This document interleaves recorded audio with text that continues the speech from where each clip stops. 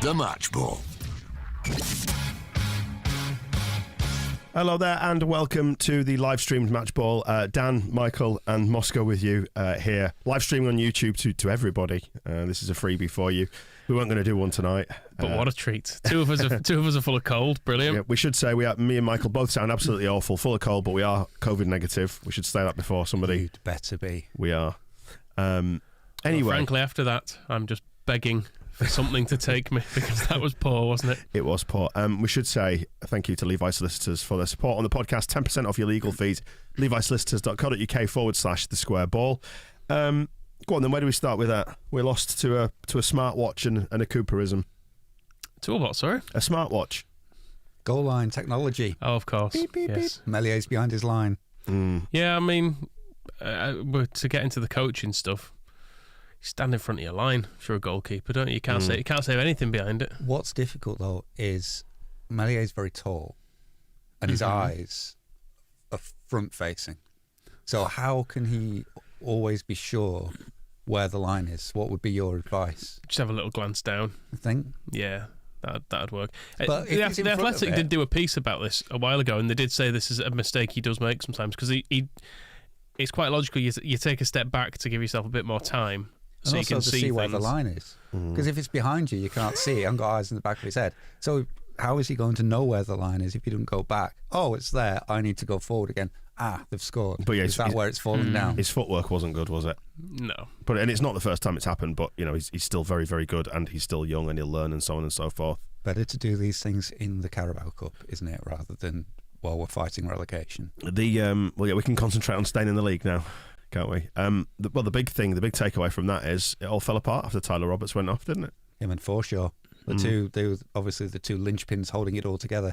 It was a weird change because it's all disappeared under the misery of the second half, but the first half was fine. It wasn't great, but everything was It's when you start making loads of subs, right. and it's 5 subs in this competition, isn't it, for the rest of the competition? Not that we are affected by that now. We were just about on top first half though. I thought we were the better team, and admittedly we weren't creating many chances, but neither were they. No, it seemed fine. The second half, right from the start, where they were on top, weren't they? Don't know if they made some tweaks and just were able to close us down, but it felt like we were really, certainly by the end of it, we were really going through the motions in that. It felt like we were trying to, there was still a vague effort being made to we'll do the little passing triangles and stuff, but everyone knew it was not done, working. wasn't it? It was just like, let's just get home. It was like the 5-0 at Old Trafford at the weekend. Well, no, it wasn't, because we still have our self-respect. Well, there is that. I mean, everybody at 70 minutes in that, everyone's like, nah, this ain't happening, is it? Just see this one out, clock watching, and let the stadium empty. But yeah, I mean, it's hard to get really upset about a game like that, isn't it, when there's so much at stake with the Premier League, and I know this sounds like being wise after the event, but who cares about the Carabao Cup? But who does care about the Carabao Cup? I mean, Cup? we spent a lot of the first half trying to come up with famous Benjamins, didn't we? We were a little bit distracted because we weren't that engrossed in the game. Because obviously Ben White has insisted on being called Benjamin now, because I think he's frosted his hair as well, like it looked like a that's what I've boy band done figure. to mine, like Darren Day. It's good. So that's Darren Day reference. just suddenly cropped up from. But yeah, I mean, and by the end of it, then when we had, because we talk about how to introduce youth into this team and some of our exciting under 23s, then so good that Drummer's making his debut, good that Joffrey gets back on again. But then when you've also got Somerville's out there and Greenwood's out there, and it turned very much into, it went from a Carabao opportunity to go to Wembley and lose to Manchester City 7-0 to early rounds of the Carabao where you're seeing what the under 23s and old man Forshaw is, what sort of state everybody's in, and that wasn't really what it wasn't what we signed up for, but also I think just generally this game was in the way. If it had been on another week, if it hadn't, I really wanted to cruise out of our easy victory over Wolves, felt like a victory, into battering Norwich about, and then this has kind of been in the way, so the vibe was not good. It's ruined it a bit for me because I was thinking maybe things were back on track after the weekend, the last 20 minutes, and then you see that and you think well, they might be, because it's still not it's still not the first team, because it's Adam Forshaw's in there and he's still only fit for a half, and we've got a debutant at right back, so we're experimenting a little bit, and Rodrigo and Roberts aren't the front two pairing. It should be. We've not got Bamford there, so it wasn't our team. It's the people who are in our team. I mean, it was. The people who are in our team were also Leeds bad. United. Like Liam Cooper was completely at fault for the second goal.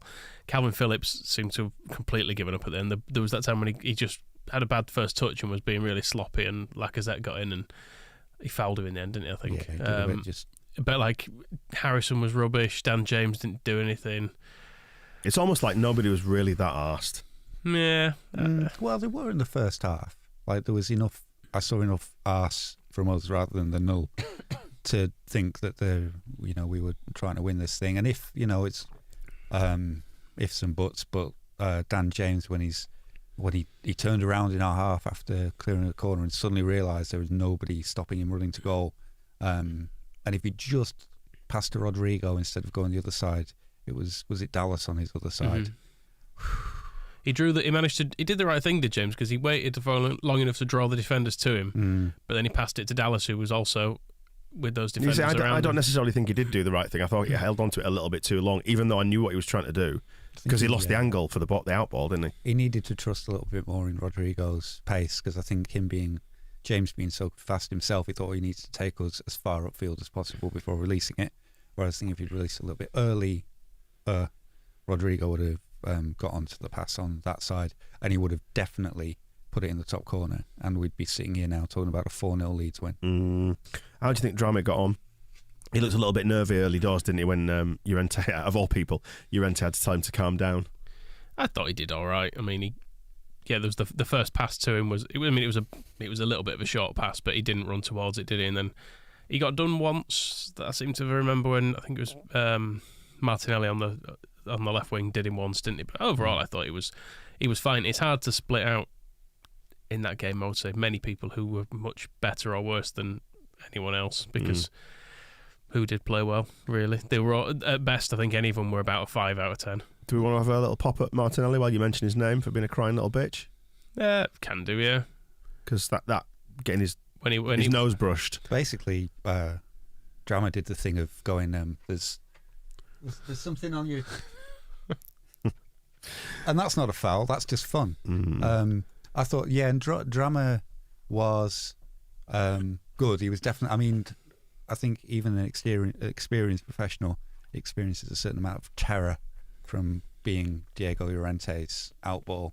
That just comes with the territory. But he, after that initial freeze, because the first pass to him, it was like, I don't know if his mind was suddenly, shit, I'm at the Emirates and I'm playing for Leeds and somebody's passed to me, because he did just stand there and it took a bit of time to get him. But Lee Hendry on the commentary had that great bit of analysis where he said, Arsenal have really done the homework targeting Drama as if... Because all the attacks were going down the left, weren't they? But they had obviously spotted that there was a player in the team who'd never played for the team before. I don't think it needs a particular galaxy brain to think, well, let's try and attack him. He's our 4th choice right back, isn't he, I suppose? Because you've got Ayling, Shackleton, Dallas. Yeah. Bielsa will always find somebody, won't he? But he was good, and it's good. He settled into it, didn't he? That's the point. Yeah. He didn't look after the initial few minutes, he didn't look out of place at all. And that's damning him with fake praise, considering sort of how bad we were overall. He was good, and when you're looking for any benefits from the Carabao Cup, it's ticking off those debuts. Yeah. So he's now played 90 minutes for Leeds, so that's good and that's progress. And it's crap though, isn't it? Goes in the bank. Yeah, I was going to say it's crap. That's all we can really take out of it is that we got competition. Got more minutes for Joffrey. We got a debut for Drama, which, to be fair, caused a lot of excitement early doors, didn't it? When the teams were announced. So it's just that, like Moscow's said, though. I don't know what Chelsea have gone to penalties, haven't they? But ultimately, it'll probably be them or Man City will win it anyway. They always win it. It's the only reason the cup exists is Manchester City can have a trophy. Oh yeah, Chelsea have gone through on pens. So there's just no joy. They're in a position where their reserve team is still worth like £1 billion, and it's really good. So, well, I know, like Arsenal today to an extent. I know people always say we just make excuses about how much money everyone else has spent, but they brought on Lacazette, who was about 45 million quid, I think, or something daft they paid for him, and then some other sub who I'd never actually heard of, who they paid 18 million quid for, because I was like, I don't really know who he is. Yeah, you Looked him up and I was like, have you heard of this guy before? Was it Lakonga? That was it, and I was like, they paid 18 million quid for him. It's mad. You'd want somebody you'd heard of for 80 million, and some of the quality on Arsenal's team as well. You can maybe understand why all those people on their YouTube channels are so angry, because you can kind of take a shot over the bar from Jackie Harrison, cost 10 million, or Joffrey had that shot at the end and he cost us $1 million from Wigan. That's fine. But when you paid £70 million for somebody and they're in space and they check back onto the favoured foot and unleash a shot and it goes miles over the bar into the stands, I kind of had this after the Wolves game when bad as Jackie Harrison was in the first half and he ended up being substituted. When you watched the game back and looked for what Traore, who is worth probably 3 times as much as him, and went to the Euros with Spain and is, the big exciting, just a big man, oily shots that everybody thinks is exciting and dangerous, did now, and you sort of think, well, actually Harrison had a better game than Traore, just he was not one of our better players. So you had to take him off, and all our players were better than Pepe, who's a Bielsa child. Is that the word I'm after? He only had him for a few months. Yeah, but he made him and moved on. A lot of money. It is odd sometimes to see how bad some of those players can be, and annoying then when they win. Oh, you really are suffering. I am, yes. I was going to say about Llorente's out ball that you mentioned before. So it was enjoyable. That's one of the things I enjoyed in the first half. He likes that no-look, twat it at someone in midfield. Like, he looks like he's going to pass it over to the right and then he'll put it in the middle. And he had someone in midfield as well with Adam Forshaw back. Yeah, it was good to see him back in there. Although he did look a little bit rusty at times, but I guess that's to be expected when you're out for 2 years. But it's all just a bit meh. Was he rusty or was he tidy? Tidy rust. Like somebody's found him in an old Rolls Royce, found in a garage, and they've cleaned him up a bit. I think he's kind of the measure of the Carabao Cup, where you are giving him a half, and then it seemed like that's what I mean. It's that meh. Yeah. The Llorente substitutions planned as well to get Cooper on. Not necessarily planned for Cooper to drop Meslier in it quite as badly as he did. People sometimes say I talk too much on this, but look at the state of the people I'm with. That if one's not coughing, it's the other. Cooper coming on, and I don't know where he imagined Meslier was or what he thought Meslier could do with that back header. The thing is with that, it's frustrating seeing it happen, and we've described them as Cooperisms, haven't we, before? Liam Cooper doing Liam Cooper things, and he's got them in him, unfortunately. This season he has been excellent for the most part. Good against Wolves. And professional football, I don't want to make excuses for him because that's not our job as fans. Our job is to get angry with them. But he, I don't know, he just did a thing, didn't he? And Eddie, football's hard. What was the worst bit of play in that sequence? Was it Cooper's back header or was it Eddie Nketiah's finish? I think they were both terrible. You mean the one that ended up in the net? Yeah, but it was awful. He did his best to miss it, and to then run away celebrating against the club that basically turned him into the player he is now. The player he is now being Arsenal's League Cup striker. Absolutely awful. It was a proper little championship reunion, wasn't it, with Ben White and Emil Smith-Rowe obviously on the pitch as well. Should have been. And how did Eddie Nketiah get player of the match from Sky? He just scored. They should have given it to Emil Smith-Rowe in recognition of what he did in July 2020.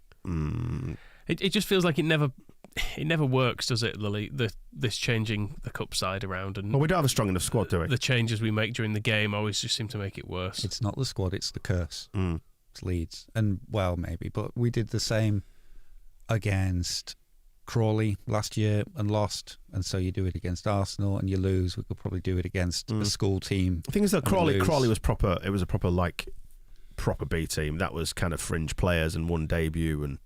It was stronger, I felt, but it's just that we don't have the squad depth to do it, do we? It feels like, I don't know, does it feel like under Bielsa we just have to kind of forfeit the cups as it stands at the minute because we've had too much at stake. We've had promotion at stake and now we've got to stay up. That's at stake. We don't have the luxury of being able to think about cup runs just yet with that paper-thin squad. I mean, the thing with the cups is it used to be a thing that you could win if you weren't one of the best sides, didn't it? Whereas now Man City would just win it. That's the other thing as well. It does kind of ruin it. Yeah. It ruins the buzz a bit for a cup run because you think... Well, we just wait until Riyad Mahrez pings one in at Wembley past us. Because you think, well, we could avoid them till the final, I suppose, and that might be a way of getting there. But generally, the best teams get to the later stages of competitions, don't they? That's the thing. Probably in a semi-final, you'll have to... Are the semi-final still 2 legs, or have they ditched that? I can't remember. Oh, I don't know. But at some point you'll play them, and they'll have, Bernardo Silva will be there back up, and we've got Greenwood, not to slag him off, but making was it his first? It wasn't his first appearance, was it? He has come before, but he's playing his first minutes as a professional footballer essentially, and it's not really comparable. Yeah, well, the luxury Manchester City have is they've had Phil Foden in their reserve team for how many seasons going. No, Phil Foden, he might be the best player in the world, but he's not quite ready to start yet. And when he does play, he's played alongside David Silva or someone who he's managed to have that luxury of coming on in a team that full of excellent players. Are you telling me that Cody Drama's not watching Liam Cooper's expert header? Imagine it was Drama who sent the ball back to him, wasn't it? Who cut the ball? Was it back inside? Was it header back? We blame the boy. Probably. I mean, if you're looking for a scapegoat, last in, first out, yeah? No, is that not how it works? I don't think so. I mean, if we're going to put Mark Jackson in and play the kids, we can't be slagging him off. Well, this is it. But I mean, if Mark Jackson is training Cody Drama to do that, then is his job got to be coming under pressure? Is it time we got Andy Cousins in? It's possible. I mean, I think we've been crying out for a Paul Pettinger return, haven't we, for many decades now? Get Mark Tinkler in. Play the grown-ups. Give me something positive from tonight. No one got injured, I don't think. I mean, I've just got a notification on my reminders that the recycling bins are going to go out tonight, so that's good. Oh, that's good. Yeah. Positives. There's got to be some. I did on the way in. True story. Stopped at Asda on the way in, and I saw Mel B's sister in Asda. Well, that's a Pudsey. Is that like bad luck? Is it like? No, that's all I've got to cling on to from tonight, because I'm struggling to be that bothered about going out of the Carabao Cup because everything is on Saturday, isn't it? It is hard because there's not the same sort of turmoil as losing a league game at the moment. Where like if we lose to Norwich, I think it's fair to say we'll be a lot more bothered than this. This is just a bit. It's just a bit frustrating. It feels like every year the cup could be an opportunity to have some fun, and then you have to play in it, and you realise it's shit. Are we going to reach that point with the Premier League eventually? Quite possibly. Just forget it. I know it feels like it could be exciting. You get to see some young players and stuff, but it just never works. Not for us. Maybe it works for other teams. There's a big benefit to going out in the first round of this competition because. Well, we didn't. It's the fourth round. No, but like last season, it's a trudge on beating Crewe, and that's exactly what I mean. The benefit last year when we went out to Hull, and Charlie Creswell was terrible in a bad performance from everybody, and we lost on penalties. It didn't matter because not a lot of people were interested in it. But then you get tempted in to the later stages, and suddenly you're at the Emirates, and a lot of people have paid a lot of money to go and watch it and spend all day down there, and all the costs and shenanigans and time off work and all that kind of stuff you have to arrange, and then you still just lose anyway. And it's something about the kind of the character of the competition just reeks of Sean Harvey, and I think that's why we're also never going to be able to win it. Just doing this in the modern streaming style as we are doing this live on YouTube. Hisham's just jumped in the comments asking about Click. That do you agree that we lost all grip in midfield when he came on? He wasn't good. What's happened to him? What's happened to him? Well, he was. It was decent against Watford, wasn't it? So the nature of football fans is to completely write people off, or they are the gold standard. And the truth is probably somewhere in the middle. Where is Click at the minute then? I think if we've got more depth, he's probably not starting games at the moment, but we haven't, so he will. Yeah, and he came off the bench here. Well, yeah, he was being rested, wasn't he? Yeah. Tonight, and it's giving we're him trying to get Forshaw fit, yeah, aren't we? Because we need some options there.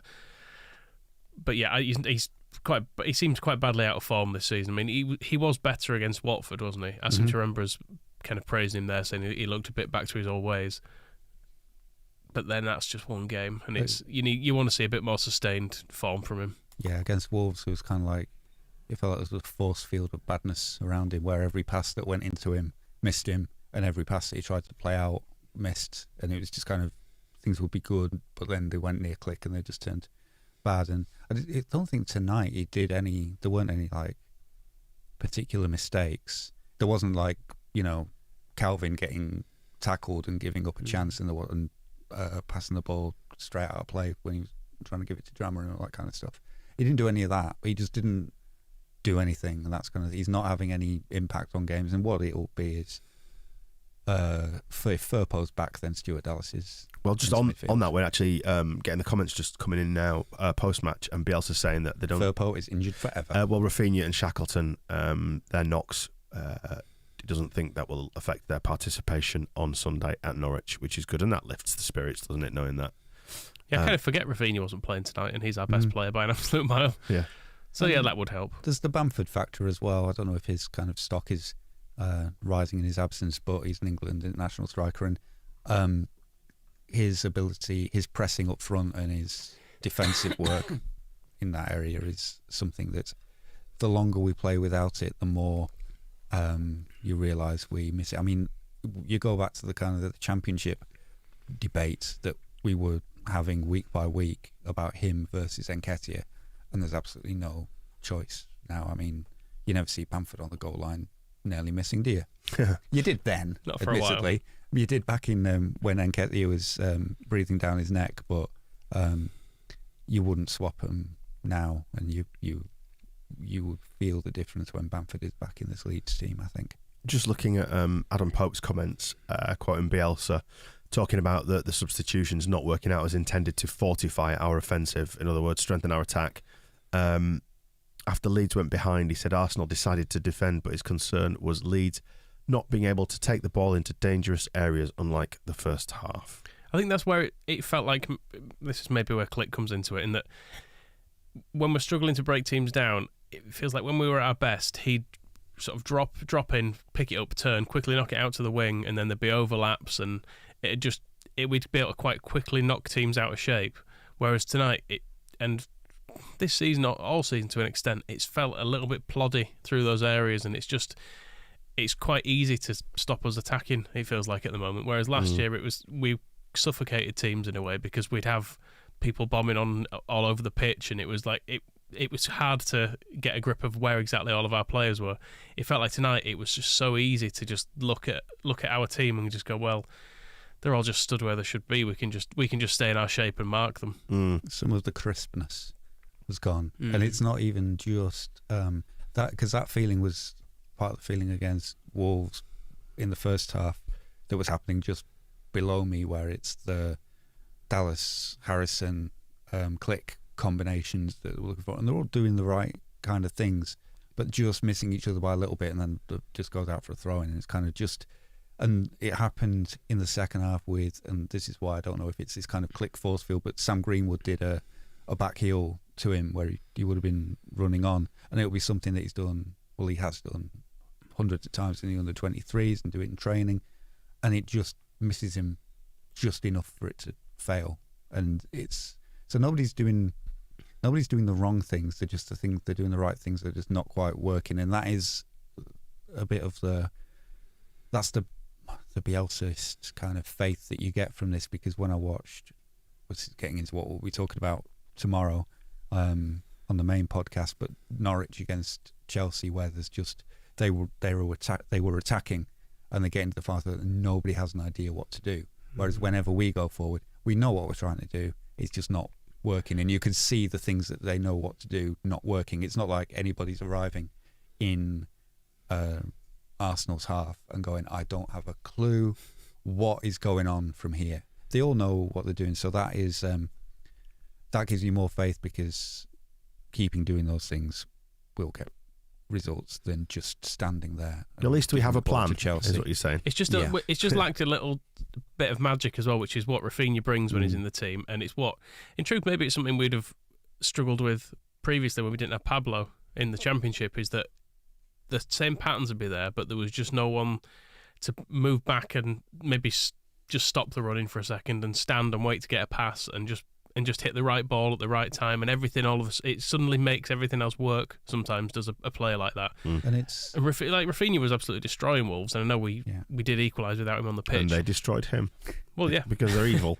But like he was so good on the weekend, and you can easily see how having a player like that, and a player like Pablo in the Championship, was often the best player on the pitch, and it just made it incredibly different to watch. I think having someone who could do that. And that's then, but the fact that we did get that equaliser against Wolves, without him, that came about from just doing the same things until they paid off. And that's what we've seen a lot of over the years with Bielsa. And if you remember the Championship games, it's still essentially the same team, where you'd get into the 85th minute of a match and they're still just going same moves, same passes, doing the same things. And finally, 89th minute, we'd concede. No, we wouldn't. We'd score at last, and it's kind of the Wolves game was a perfect example of that, where we would keep getting into the same places, and then suddenly there was the opportunity for Joffrey to turn, get in the box, get a penalty. But what's crucial to that is not being 2-0 down at 85 minutes. Yeah, and that never helps. What's crucial to that is being able to defend a corner with a goalkeeper in front of the line instead of behind it, and Liam Cooper remembering he's the Premier League Leeds United captain, not the Chesterfield version that nobody liked. Say, speaking of Joffrey, let's have a quick word with him before we finish. With him? Is he on the phone? A word about him, even, is what I meant. Yes. Because he didn't really get into that one. And again, it kind of highlights that difference between throwing him on when I know we were chasing the game against Wolves, but we really had the upper hand in that. Whereas tonight we didn't have the upper hand in that game. It was getting away from us, and he couldn't really shine in it. But what the point is, he's just going to take a little bit of time just to bed in, find the spaces that he can play in the Premier League, because it's going to be different to the under-23s. It's like we're saying about Phil Foden as well. Coming into a team full of really good players playing really well is very different to that, where he basically was thrown on when we'd already lost a grip of the game. We'd more or less stopped attacking in any meaningful way, and you're essentially saying, well, if you can get it and do something good, that'd be ideal. But ultimately, you're not going to get the ball in any dangerous areas, so it's kind of on you to carve something out here. Yeah, there's going to be two sides to Joffrey's progress towards inevitable brilliance and world fame. And a lot of that is to do with what we miss Bamford doing, which is all the running and the pressing up front, which is what he's being brought on and ending up having to do. So it's only really the last 20 minutes against Wolves after he had the shot where he's really made an impact on the game. The rest of the time is just doing the running from defender to defender that Bamford does all the time. And it's a weird thing to be asking an exciting young talent to do, to come on and just don't do anything glamorous, just chase their defenders and try and get the ball off them. And that's why I think there'll be an element with the rest of this season of that's probably a better job for an older player, a more experienced player who's going to concentrate on the job, and then we can get Joffrey in for hopefully the more exciting moments or the less pressure moments where it's, Arsenal away, and concentrate on scoring the absolute world bangers in the under-23s and hone the glamour there. So we'll see two sides for him the rest of the season, where we'll come away from a game like this going, well, all he did was just like kind of press, but good, because he'll have to learn that side of things as well. But it ended up, although I don't particularly rate Arsenal's reserve back line, it ended up with our under-23s attack against Arsenal's defence, and that probably was never going to work, and I don't know if it was ever... That would have won us. Had we got to the final against Man City, that would have worked. I don't know if anyone's asked Bielsa this, but whether it did get to the point of we were 2-0 down, because was he already going to bring on Somerville and Greenwood at that point? Yeah, they were on the sideline, I think, when the goal went in. Whether he just thought, F it, we'll just stick the kids on. Jacko, Eddie, come and tell me what you think. I'm just going to throw the lads on. What do you reckon? And just give it a go.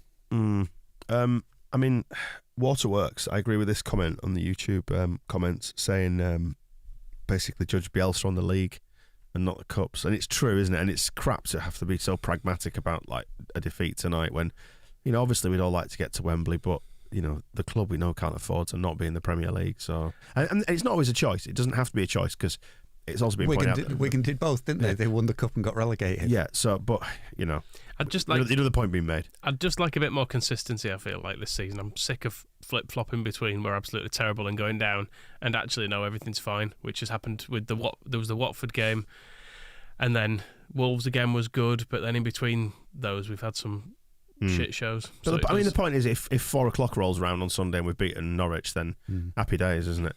This will be long since forgotten. And then we've got Leicester, and then another international break. Great. Yeah, and I do wonder about the what impact that has on, because the things that they seem to be failing at are things that they practice. So whether it's not being able to get that rhythm of it's just league, murder ball, league, murder ball, league, murder ball, instead it's a bit of that, and then it's Brazil and Poland and wherever else all the players have been going to, Northern Ireland, we need to nobble Rafinha again, don't we, in November? Well, it might help, but then there's after the next international break, there's not another one for months, so it gets into just a rhythm of football at that point. A rhythm of grinding defeats throughout December.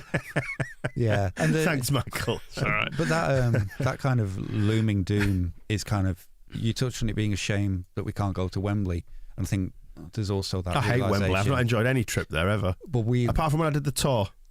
We ended last season with that big feeling of, next year we could just sneak into Europe, and you didn't want to make it like a realistic game, but you still had that, we could get this team as it is could get into Europe. And this season, the start of the season, is kind of, it said, right, we're not getting into Europe, so that dream's over, and then now you're not going to win the Carabao Cup or even get to the final, so there's another one, slap. So it's on which happy note we're trying to roll from those dry sites, but then it's worth, as you said then, and as was it Waterworks was the person, I hope they're not dumping anything into the sea. Yeah, that staying in the league for these 2 seasons put together is the target, isn't it? And it's just not. Should we do that? Let's go do that on Sunday instead and wrap this one up. I mean, Norwich are going to be a pushover. It's going to be. Why so good. have you said that? Because they haven't had a win yet. Well, they're not going to beat us. I don't think they'll win all season. Listen, thanks for joining us for the live stream. We'll return hopefully with a more positive one on Sunday afternoon. And if you want to check out TSB Plus, our subscriber package, which is where you can find all the live streams after the game and the match balls. And all, yeah, you don't get this for free every week. This kind of misery and 2 coughing idiots. 2 blokes who can't talk and one that talks too much. Yeah, in a way, that's the perfect combination. But it does even itself out sometimes. Sometimes I don't even talk. It's been a lovely I just sulk. Tribute to Trevor Francis. Was this podcast? Yeah. Right. We will. We'll crack. I had to figure out the reference. News about Trevor Francis. I figured out the reference. Oh, just the cold. Go on, do an impression of him. Well, it's just Anyway, listen. That just reminds me. Just before we do, been off the stream. Farker on Sunday, isn't it? It is Farker. Can we hear from Farker? I don't know. I've got cold at the minute. I'll have to. What do you mean? You've got a cold. So what about Farker? We'll see how Farker is by the weekend. Yeah. So we're recording propaganda on Wednesday morning and the main show as well. That's tomorrow, isn't it? It is. Yes. So look out for those. Are we just going to go to bed under this table? It'd save some time, wouldn't it? I'm not staying a minute longer in this infected room than I have to. I want to get out and get some fresh Elland Road air. Yes. Right. Thanks a lot for watching and listening. We'll see you in a bit. The Match Ball.